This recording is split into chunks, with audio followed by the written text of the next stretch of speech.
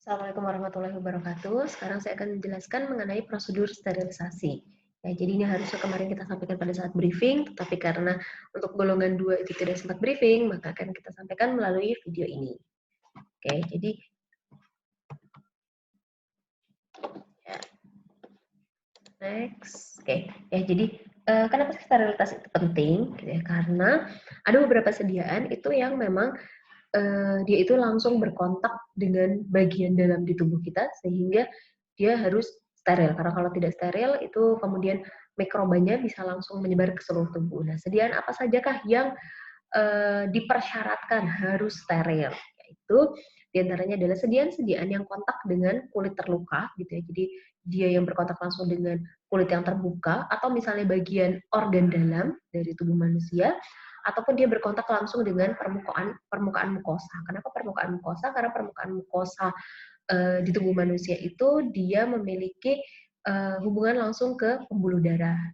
Di mana kalau pembuluh darah itu dia akan beredar langsung ke seluruh tubuh. Jadi, produk atau sediaan farmasi apa saja kah yang harus steril? Itu diantaranya adalah sediaan parenteral, ya, atau lebih kita kenal dengan injeksi. Gitu. Jadi semua sediaan yang merobek kulit itu kita sebut sediaan parenteral, baik dia diberikan secara intravena, intramuskular, intrakutan atau sebagainya, itu kita sebut sebagai sediaan parenteral. Nah, ini terdiri dari injeksi baik yang sifatnya bervolume besar atau large volume parenteral atau LVP, yaitu lebih kita kenal dengan sebutan infus, ya, ataupun injeksi yang dalam volume kecil atau small volume parenteral, ya, atau injeksi volume kecil ataupun injeksi-injeksi yang dalam bentuk produk beku kering ya atau freeze dry. Nah, selain itu, selain cairan injeksi, ada juga cairan yang sebenarnya bukan injeksi tapi dia wajib steril. Misalnya adalah cairan-cairan yang digunakan atau larutan yang digunakan untuk membersihkan luka, misalnya pada saat proses bedah, seperti misalnya adalah larutan irigasi urologi, kemudian larutan peritoneal pada saat proses dialisis, dan juga larutan inhaler. Ya. Selain itu, sediaan mata itu semuanya harus steril karena dia berkontak langsung dengan mukosa di mata. Begitupun dengan tetes telinga dan tetes hidung. Selain itu juga sediaan-sediaan dressing, gitu. Dressing itu seperti sediaan pembentuk seperti one healing gitu ya. Jadi di one dressing dia untuk membentuk jaringan baru gitu ya. Sediaan dressing, kemudian implan. Implan itu misalnya adalah untuk KB ya, jadi implan untuk KB yang biasanya disuntikkan di intramuskular, ya itu juga harus steril.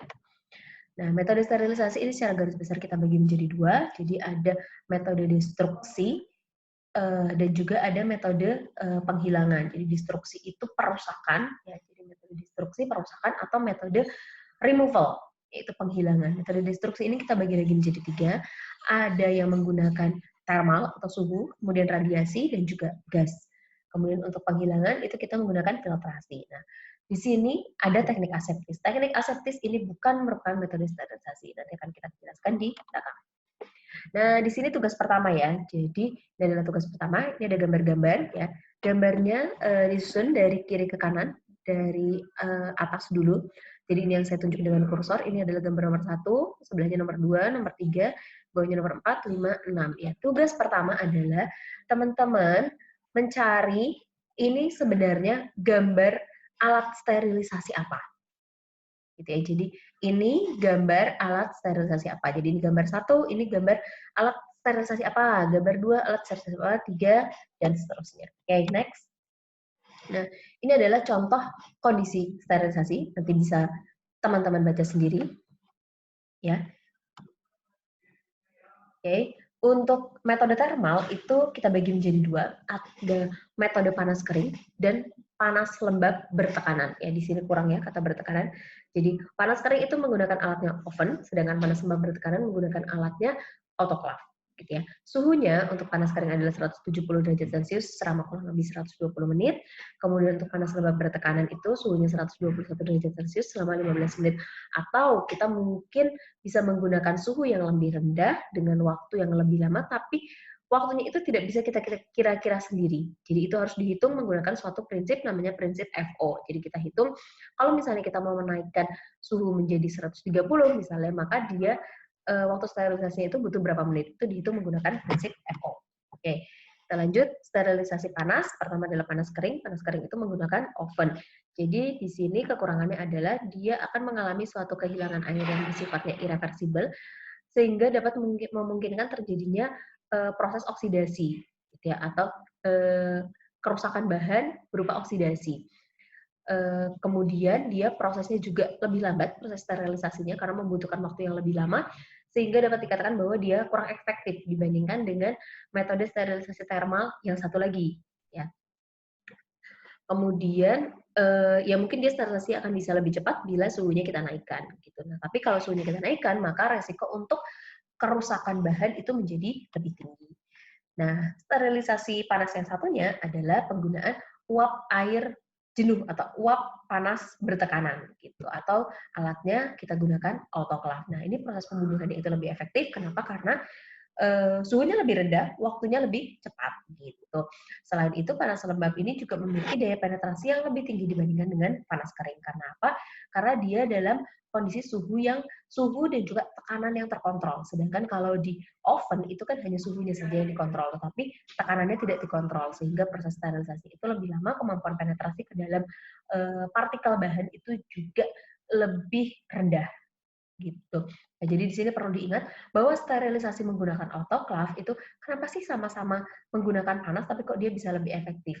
Ya karena pertama tekanannya dikontrol. Kemudian di autoclave itu yang berperan sebagai sterilisator gitu ya, agen pensterilnya itu dia bukanlah si panasnya, tetapi adalah si uap panas yang bertekanan tersebut. Nah, panas suhu 121 derajat Celcius itu digunakan untuk menciptakan uap panas tadi. Itu berbeda dengan oven. Kalau oven adalah yang berperan untuk mensterilkan adalah kondisi panas di dalam oven tersebut. Jadi si oven itu kan terdiri dari lempengan besi yang kemudian ada lempeng pemanasnya dengan bantuan listrik, maka listrik mengubah si lempeng pemanas itu menjadi panas gitu ya. Adanya energi listrik diubah menjadi energi panas. Nah, si kondisi panas di sekitar lempeng itulah yang kemudian berperan untuk mensterilkan. Nah, kemudian ada lagi metode radiasi. Ya, radiasi ini sebenarnya yang efektif adalah menggunakan radiasi sinar gamma.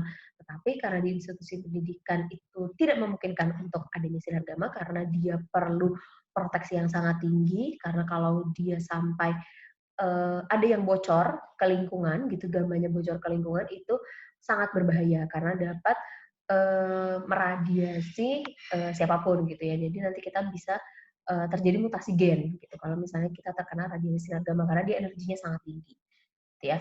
Nah, seperti contohnya adalah yang di film Hook ya. Jadi si apa? Saya lupa namanya siapa, itu si orangnya itu dia kan bisa berubah jadi Hulk karena dia terkena radiasi sinar gamma. Ya, jadi kita kan nggak mau ya seperti itu ya. Jadi makanya untuk di institusi pendidikan itu kita ganti menggunakan sinar ultraviolet pada panjang gelombang 220 sampai 300 nanometer, optimumnya sebenarnya adalah 200 nanometer. Nah, sinar ultraviolet ini pun kita letakkan di laminar airflow. Jadi di situ ada proteksinya, jadi tidak langsung terpapar ke kulit gitu ya. Nah, tetapi sayangnya sinar ultraviolet ini energinya lebih rendah sehingga kemampuan dia untuk berpenetrasi ke dalam ke bagian dalam itu agak sulit. Jadi untuk radiasi sinar ultraviolet ini hanya digunakan untuk mensterilkan permukaan dari suatu bahan gitu. Jadi kalau bahannya cuma sedikit, beberapa gram itu masih bisa. Tetapi kalau bahannya 1 tong itu tidak bisa dilakukan radiasi menggunakan radiasi sinar ultraviolet. Oke, selain ultraviolet ada juga radiasi pengion. Gitu. Jadi menggunakan elektromagnetik dengan energi yang cukup untuk menghasilkan ion, kemudian dia akan membentuk spesies ion yang dia dapat spesies ion yang reaktif dan dia yang berfungsi sebagai agen sterilisasi, gitu ya. Jadi ini menggunakan prinsip radikal, gitu. Kita membentuk elektron yang radikal, dan dia yang berperan sebagai agen sterilisasi. Nah, untuk radiasi pengion ini biasanya FDA itu merekomendasikan untuk digunakan pada alat bedah, vaksin, dan beberapa obat. Tapi beberapa obatnya pun terpilih, gitu ya. Tidak semua obat. Keuntungannya adalah untuk sediaan yang sudah dikemas, ya sudah di-seal, sudah dikemas dalam bentuk kemasan primernya, baik di vial ataupun ampul, gitu sudah ditutup rapat, itu kita dapat mensterilisasi tanpa bantuan pemanasan, gitu. Karena dia energinya cukup tinggi gitu dan dia mampu berpenetrasi hingga ke bagian dalam gitu. Tapi keterbatasannya adalah residu dari si bahan radioaktif tersebut gitu ya. Jadi ada kemungkinan si bahan kita itu masih tertinggal si agen sterilisatornya tadi, which is itu radioaktif, dan dia sifatnya radikal bebas sehingga dia juga berpotensi sebagai karsinogenik gitu ya, atau bahan penginduksi kanker. Oke. Kemudian metode selanjutnya adalah sterilisasi menggunakan gas. Gas yang biasa digunakan adalah etilen oksida dan formaldehid. Ini aktivitas biosidalnya atau mampu membunuh mikrobanya itu spektrumnya cukup luas, gitu ya. Jadi dia cukup banyak digunakan, tetapi ini tidak digunakan untuk sediaan, gitu ya. Jadi sterilisasi etilen oksida itu biasanya digunakan untuk sterilisasi peralatan medis, gitu, ataupun sterilisasi fasilitas. Jadi misalnya ruangan yang digunakan untuk operasi dan sebagainya. Oke, ini alatnya ya. Jadi residu gasnya itu juga masih menjadi isu ya. Bagaimana kita menjamin bahwa peralatan ini bebas dari residu gas, aman atau tidak ya. Nah, indikator biologi ya di sini memang kosong. Jadi ini adalah tugas kedua. Tugas keduanya adalah teman-teman mencari indikator biologis yang digunakan dalam proses sterilisasi yang tadi sudah disebutkan di awal ya. Jadi ada sterilisasi apa saja tadi kan sudah disebutkan. Nah, itu indikator biologisnya itu apa? Bisa dicari di mana? Bisa dicari di Farmakope Indonesia ataupun United States of Pharmacope. Jadi Farmakope manapun itu insya Allah ada. Yang paling mudah adalah Farmakope Indonesia. Ya, silakan dicari. Oke, kemudian selanjutnya adalah metode filtrasi. Ya, jadi metode filtrasi ini adalah kalau yang tadi kita menjelaskan itu adalah semuanya metode sterilisasi destruksi atau perusakan gitu. Jadi kita merusak si mikroba yang ada di dalam sediaan kita. Nah, kalau metode filtrasi itu kita tidak merusak, tetapi kita menghilangkan mikroba yang ada di dalam yang ada di dalam sediaan kita. Nah, ini biasanya digunakan untuk sterilisasi sediaan ataupun bahan-bahan yang dia sifatnya sensitif terhadap panas atau dia sifatnya tidak tahan panas sehingga tidak mampu dilakukan sterilisasi menggunakan autoclave maupun oven. Kalau gas kan ya sudah pasti itu bukan buat sediaan gitu kan. Nah, kalau sterilisasi UV kan juga dia tidak bisa untuk yang volumenya besar gitu, untuk bulk, untuk permukaan saja dia bisa gitu. Nah, sehingga dilakukanlah untuk bahan-bahan yang tidak tahan panas, maka bisa dilakukan sterilisasi akhir menggunakan filtrasi. Nah, prinsip filtrasinya adalah menggunakan membran filter atau pori-pori filter yang ukurannya lebih kecil daripada diameter dari mikroba. Nah, proses ini merupakan proses penghilangan, bukan proses pembunuhan gitu ya. Jadi kita menghilangkan sebenarnya mikrobanya masih hidup gitu, hanya kita hilangkan. Jadi mikroba yang ukurannya besar pastikan dia akan tertahan oleh saringan. Nah, untuk mikroba yang ukurannya kecil gimana? Berarti dia masih ada di dalam sediaan tersebut gitu ya. Nah, makanya pemilihan filter itu menjadi sangat penting. Pemilihan filter, kemudian integritas dari filter tersebut, kemampuan dia untuk menyaring itu juga menjadi sangat penting. Nah, karena itu, untuk menggunakan metode filtrasi ini, maka proses pengisiannya atau filling sediaannya itu dilakukan dengan aseptis, gitu ya, dilakukan secara aseptis.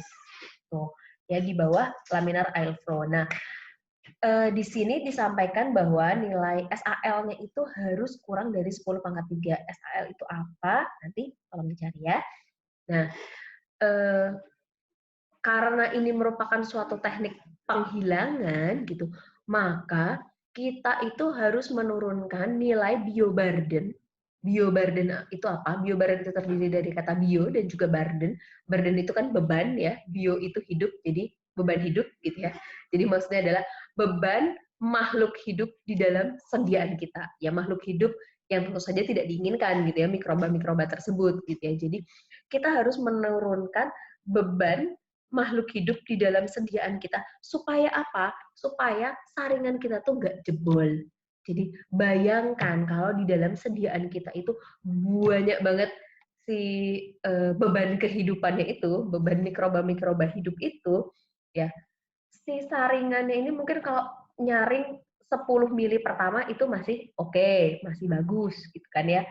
Pada tertahan semua si mikroba-mikrobanya itu ya, masih bagus. 10 mili kedua masih bagus. Bayangkan 10 apa ya? 10 kali berikutnya gitu. Jadi 10 kali 10 mili berikutnya gitu. Si integritas dari si membran filter ini kan dia akan semakin berkurang gitu ya. Karena dia semakin banyak mikroba-mikroba yang tertahan di situ. Ditambah ada cairan, ditambah ada tekanan, akhirnya dia bisa jebol gitu. Nah, makanya supaya tidak terjadi seperti itu, maka kita harus menurunkan nilai bioburden dari sediaan kita. Caranya dengan seperti apa?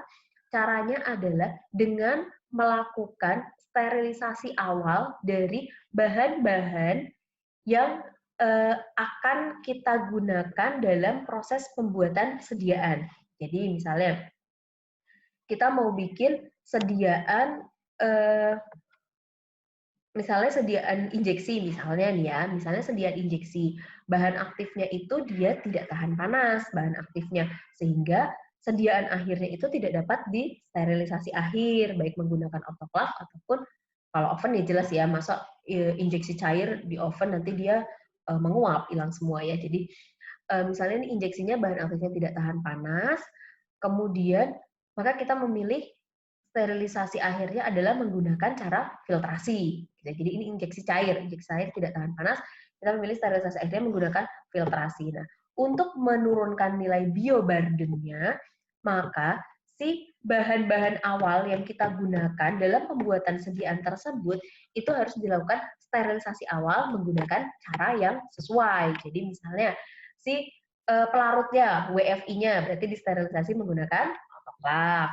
Kemudian kalau bahan aktifnya, bahan bakunya tadi yang tidak tahan panas, maka kita sterilisasi menggunakan radiasi.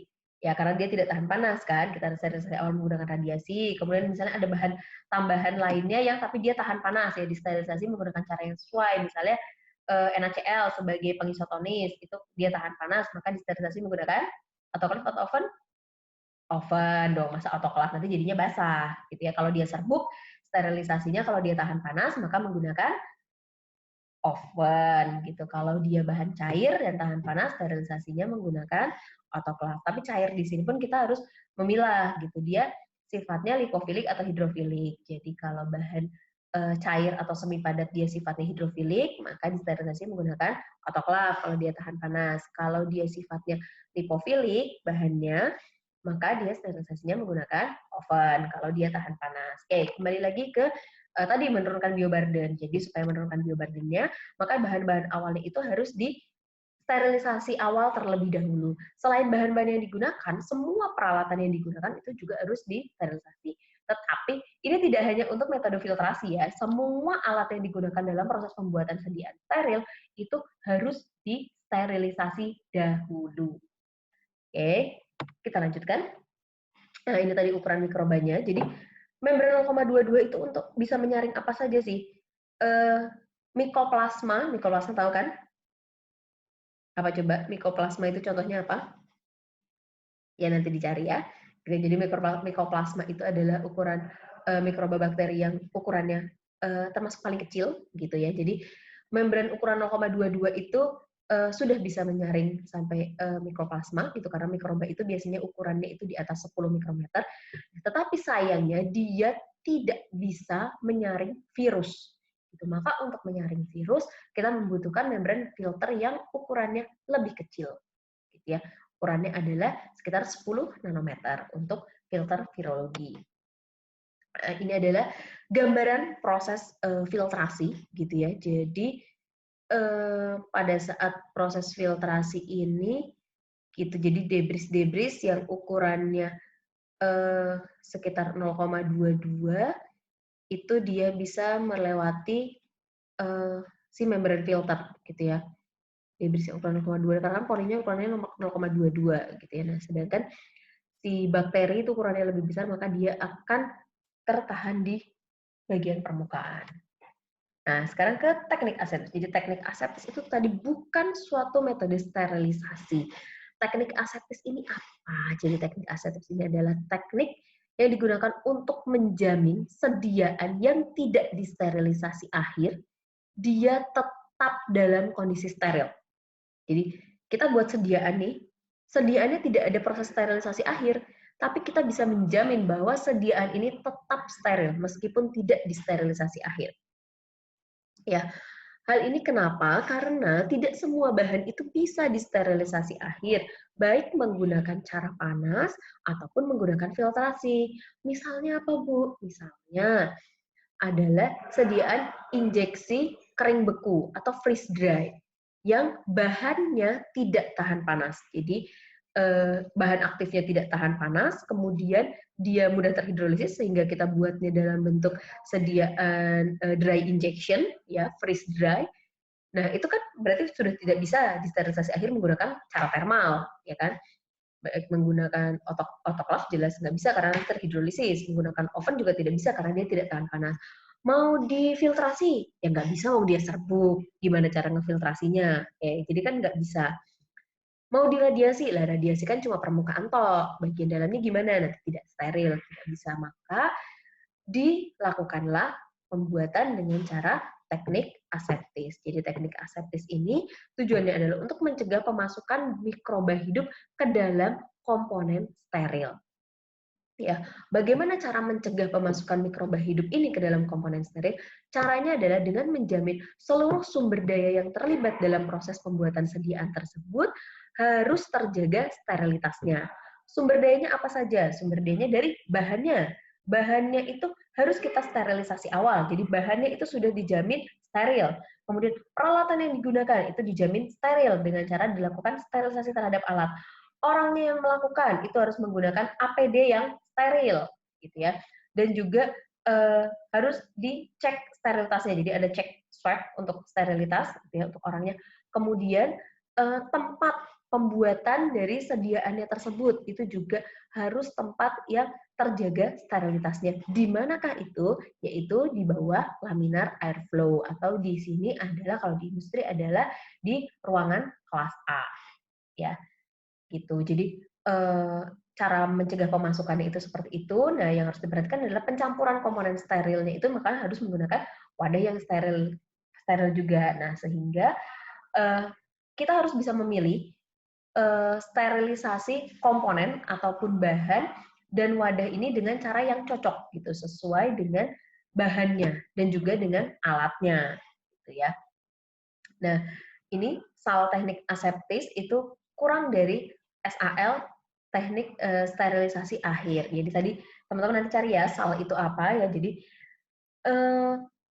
penjaminan sterilitas dari teknik aseptis itu sebenarnya lebih rendah daripada sterilisasi akhir, gitu ya, baik dengan cara panas ataupun cara filtrasi. Jadi kalau misalnya bisa kita urutkan SAL dari sterilisasi itu kita bisa mulai dari sterilisasi akhir menggunakan panas, itu jaminan sterilitasnya itu paling tinggi.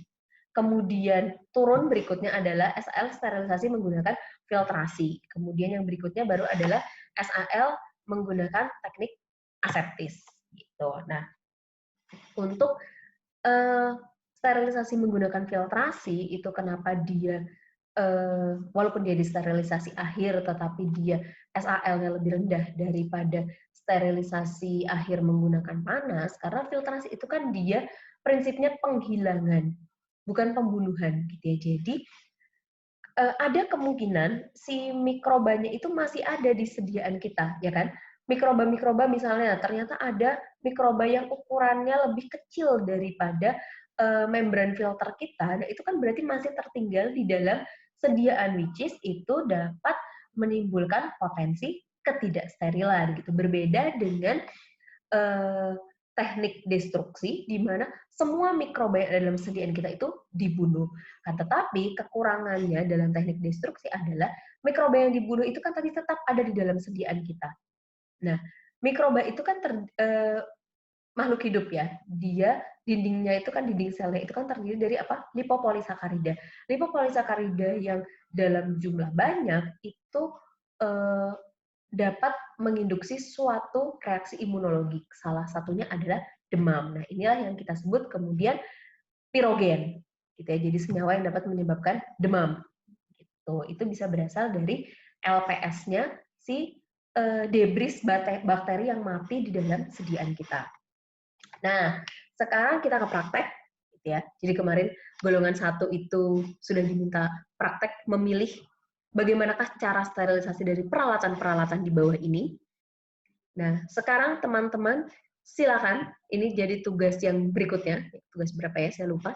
Gitu ya. Jadi silakan teman-teman memilih, kalau masker itu sterilisasinya pakai apa? Pakai autoclave atau pakai oven, ya. Kemudian kalau di sini kan ada beberapa alat gelas, ya. Bisa saya sampaikan bahwa kalau untuk bahan-bahan yang sifatnya kain itu disarankan untuk tidak disterilisasi menggunakan oven. Kenapa coba? Coba teman-teman cobain ya, masukin potongan kain ke dalam oven, apa yang akan terjadi? Ya, pasti kebakar ya. Jadi makanya untuk bahan-bahan yang bersifat kain itu sterilisasinya menggunakan autoclave. Caranya gimana?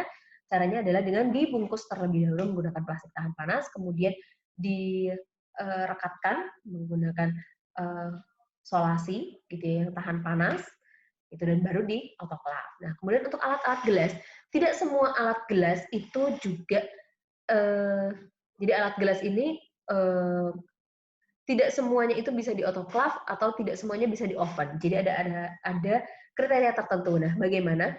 Jadi untuk alat ukur ya, jadi untuk alat ukur yang presisi itu tidak disarankan disterilisasi menggunakan oven. Kenapa? Karena kan di suhu di oven itu sangat tinggi, kemudian waktunya juga sangat lama, maka dia ada potensi untuk memuai.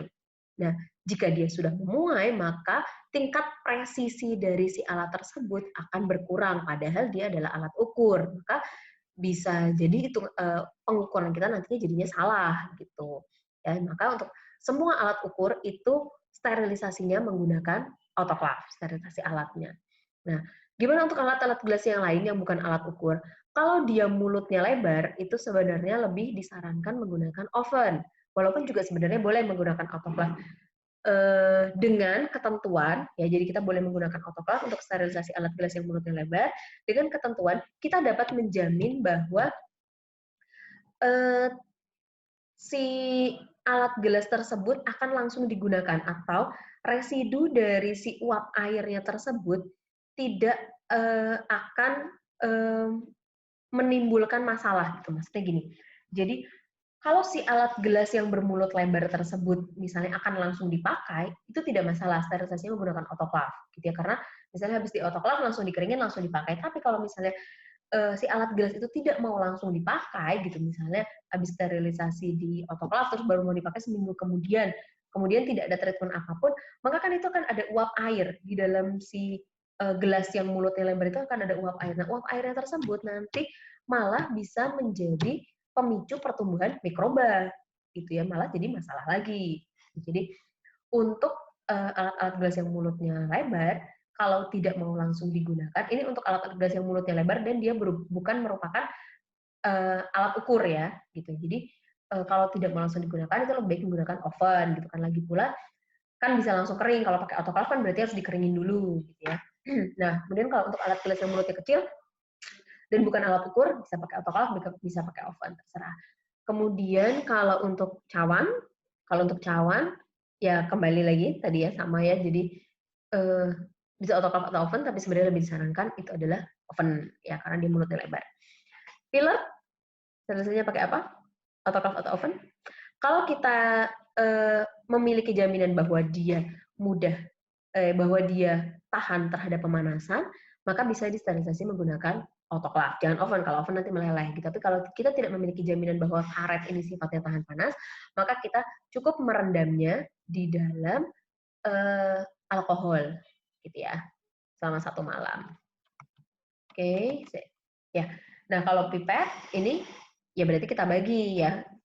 Jadi karetnya sendiri, ininya sendiri ya. Jadi nanti ini teman-teman cari, ini alat gelasnya kan ada banyak di ya. Jadi ini namanya alat gelas apa nih yang saya tunjuk pakai kursor. Namanya alat gelas apa, sterilisasinya pakai apa. Kemudian yang selanjutnya alat gelas apa, sterilisasinya pakai apa ya, terus ya. Gitu. Ya. Kalau ini kan cuma satu jenis cawan gitu ya. Nah, ini adalah pakaian steril. Oke. Ini tadi peralatan, sekarang kita ke bahan dan sediaan gitu ya. Jadi tolong teman-teman cari bagaimanakah cara sterilisasi dari bahan baku kloramfenikol, vaselin album, asam borat, parafin cair, kemudian sediaan, ini kita masuk ke sediaan solusi antikoagulan, itu sterilisasinya pakai apa? Infus, ya, kemudian tetes mata, tetes telinga, kloramfenikol, dan juga salep mata steril kloramfenikol. Itu sterilisasinya menggunakan apa ya? Jadi sekian penjelasan dari saya. Ya dicatat ya tugasnya. Jadi itu nanti tugasnya adalah berkelompok ya. Jadi sesuai dengan kelompoknya. Kemudian dijawabnya di tulis tangan gitu ya. Jadi bisa teman-teman jadi ditulis tangan, nanti dibagi gitu ya, ditulis tangan, difoto. Jadi teman-teman nih bikin sendiri-sendiri, nanti kan dibagi nih tugasnya, kamu ngerjain apa, kamu ngerjain apa. Tulisan tangan, kemudian difoto, foto itu disatukan, dimasukkan ke dalam Word, ya. Kemudian Word-nya tersebut diberi cover. Nah, covernya itu isinya adalah ya seperti biasa ya, seperti kalian bikin makalah. Nah, di bagian disusun oleh itu ada nama, NIM, dan juga peran di dalam kelompok. Jadi peran di dalam kelompok itu bikin yang mana, gitu ya. Oke, sekian penjelasan dari saya. Terima kasih. Assalamualaikum warahmatullahi wabarakatuh.